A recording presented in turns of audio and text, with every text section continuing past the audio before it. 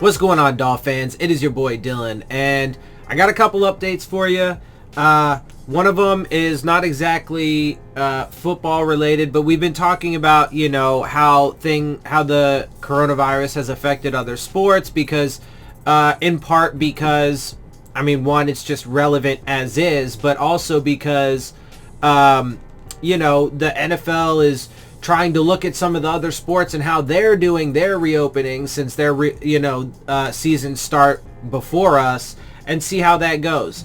So let's get right into it, because this first one is about a player from the NBA who a prominent player who tested positive. So this comes from CBS Sports, although is reported by multiple sources. Russell Westbrook says he tested positive for COVID-19 prior to the Rockets' departure to the Orlando bubble. So, first and foremost, pause right there for just a quick second. So obviously it's huge. Russell Westbrook tested positive. But if he had made it to the bubble prior to finding out, which has already happened in some cases because the NBA bubble has already been penetrated by the coronavirus. We already know that. But had he got there, obviously he would have spread it more. And if, we'll get to this in a second, but he's apparently asymptomatic. Well, if he had happened to not have a test or, whatever, or just got it and, have a negative test or whatever, and then get there, whatever. You see what I'm saying? Point is that it's too easy, man. It's too easy. Their bubble has already been burst, and now you have one of the star players of the Rockets now getting it. It's good that they caught it ahead of time so he didn't get there and spread it further and increase the outbreak numbers that they are having. But also now that means Russell Westbrook is out. So what are the Rockets going to do? Right? Et cetera, et cetera. Anyway, let's just get to these details real quick so we can move through this. Houston Rockets All-Star Russell Westbrook announced on Twitter Monday that he has tested positive for COVID-19 and quarantining at home. Westbrook, James Harden, and Luck Mabah Mute, I don't know, did not travel with the Rockets when the team left for Orlando to compete in the NBA's resumption plan. In his statement, Westbrook wrote, "I tested positive for COVID-19 prior to my team's departure to Orlando. I'm currently feeling well, quarantined, and looking forward to rejoining my teammates when I am cleared. Thank you all for the well wishes and continued support. Please take this virus seriously. Be safe, mask up. #why not?"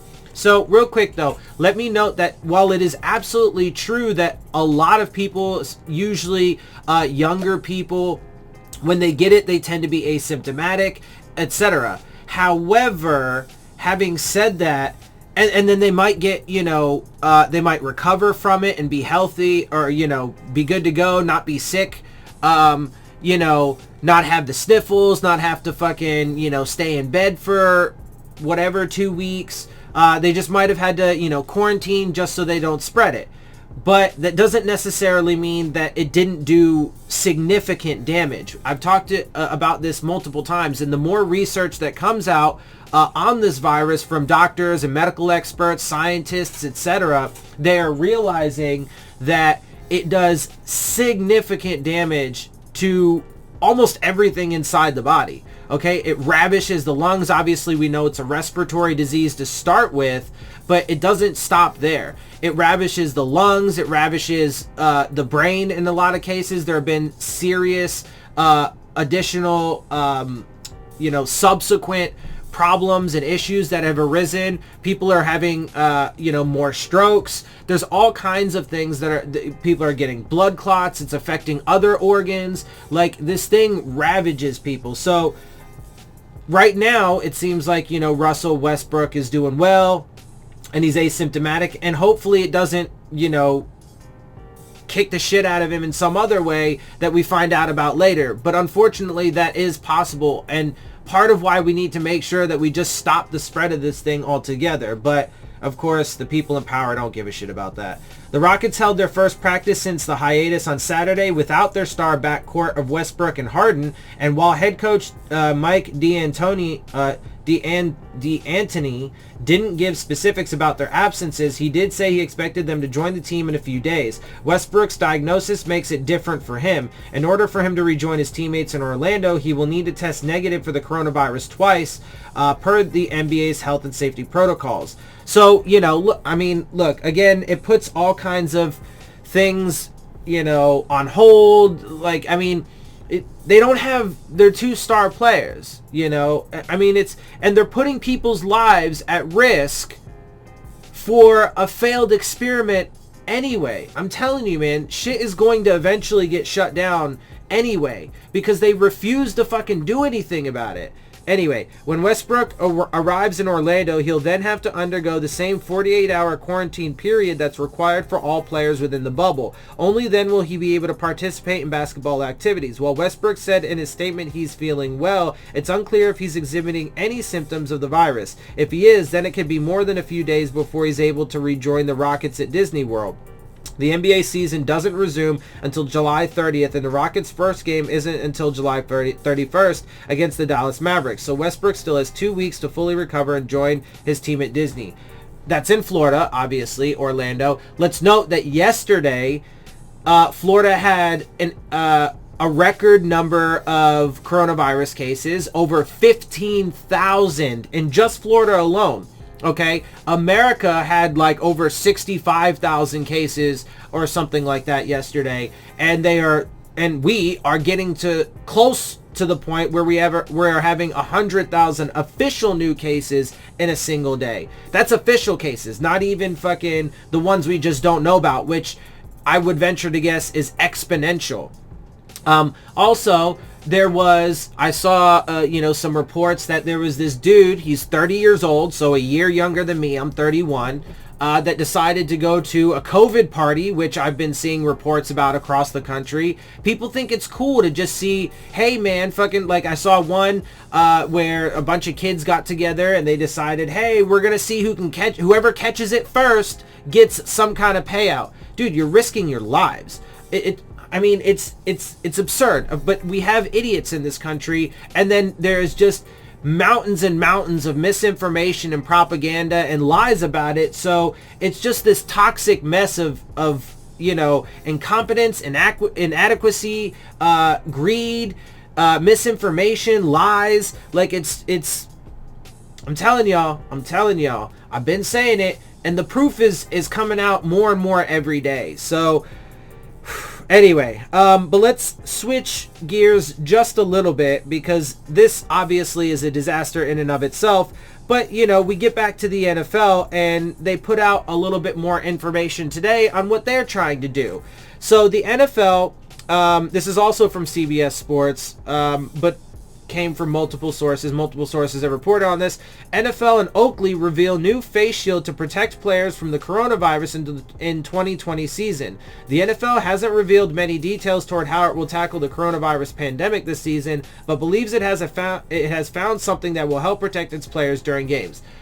I'm going to show you guys an image of this in a minute, and obviously we'll get into the more into the details, but let me just say, I don't think it's going to help at all. You guys can determine that for yourself. If you think so, we'll see soon enough when they try it, and it likely won't work. Sure, maybe it might help a little bit, but to the same effect as telling these players not to swap jerseys at the end of games, or dap each other up on the field. While I do think those things are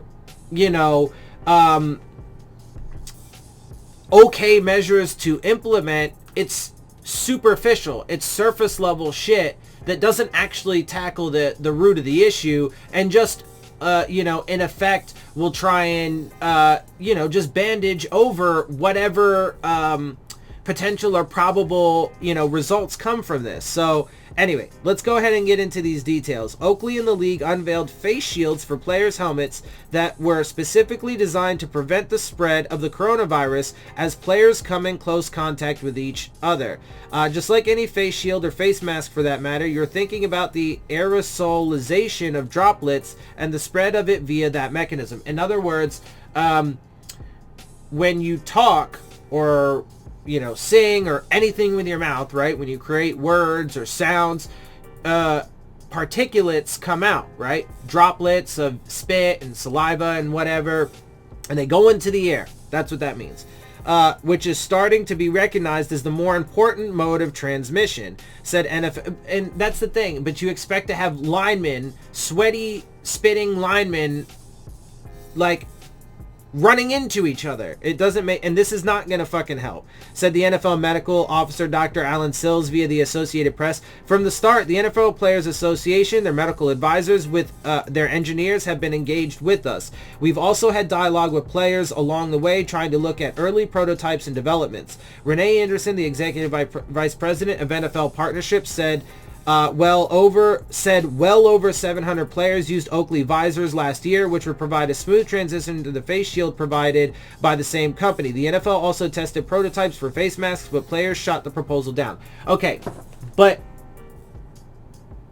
it doesn't matter how many players. It could be 0 or it could be every single fucking one of them. It doesn't matter how many of them used face shields. Sure, there's like an adjustment period. You got to get used to it and comfortable with it, but that's not the point or the purpose, right? And the other ones, these other visors that they were using, Oakley visors, were for aesthetics and sun protection, right? So in other words, to keep the glare out of their eyes from the sun, right?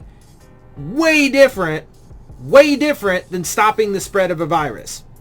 Okay, the player feedback was integral in coming up with this design, said Dr. Jeff Crandall, chairman of the NFL's engineering committee. Oakley would start with this design and say, do you like this one better or this one? How's your field of vision on this one? At the end, they did have feedback for players. This was their choice for the players they've evaluated so far. I think each player is going to have an evaluation for themselves in terms of exactly how they favor one concept versus another. Even with the face shields in place, there's no set date for the shields to make their debut, though training camp is less than 2 weeks away. Sills mentioned the NFL would love to have them rolled out by the time camp starts and to have them on board from the get-go. The NFL will have to take more measures to ensure player safety in 2020, but this is a step in the right direction. Again, it's not, though. It's not. I mean, to be clear, it is in the right direction, but it's still massively marginal and won't do anything. So I'm gonna have it up during the image this whole time, so you'll see it. But it's absurd. I mean, look at the damn thing. It's got holes in it. It's not going to, like, I don't, it's unfathomable how they think that they're gonna have like these big 300-pound linemen, whatever, that are gonna be sweating and spitting everywhere, and think that the holes in this thing are gonna be adequate to fucking stop the spread of it. What do you mean? The size of the holes on this fucking mask are actually pretty large. And so how do they expect that it's going to stop the aerosolization, or in other words, the fucking particulates getting into the air and being able to transfer over to the people that they're running their faces into? It's absurd. It's not going to do anything. Like, the protocols and the measures that they are putting in are, I absolutely guarantee, will be ineffectual. It might help a little bit, but a little bit is not going to be anywhere near good enough. But okay, we'll see what happens, man. I mean, because they insist, and apparently they know way more than I do. So, I mean, if they're right, then they're going to be able to play out a 2020 season without having massive outbreaks, without having to fucking, quarantine guys left and right and take star players out and fucking reshuffle rosters and all this crazy madness, and people aren't going to die, most importantly. So if they're right, that's going to be the case. I don't see them being right. I think they're foolish, stupid, and greedy, and I think that's really what it is. All they care about is their money, and they're going to push for that no matter what. And so we'll see, man. I hope I'm wrong. But I'm telling you guys, this is a toxic mix that is going to spell out just absolute disaster, and it's coming. I mean, we're already in the midst of it, and the fact that people don't take, it seriously now is alarming. But man, people are going to see one way or the other. People are going to find out, because this shit's no joke, and it doesn't give a fuck. So anyway, with that, I'm going to wrap it up. I'm going to get out of here. I hope you guys appreciate my perspective. If you do, make sure you hit the subscribe button. Make sure you hit the like button. Make sure you hit the bell if you want to get the alerts. Share my channel and videos with your friends and family. Leave your questions, comments, and concerns down in the comment section. And of course, as always, make sure you follow me on Twitter at Dillon Tartaro. And with that, I'm out. I'll see y'all soon. Fins up.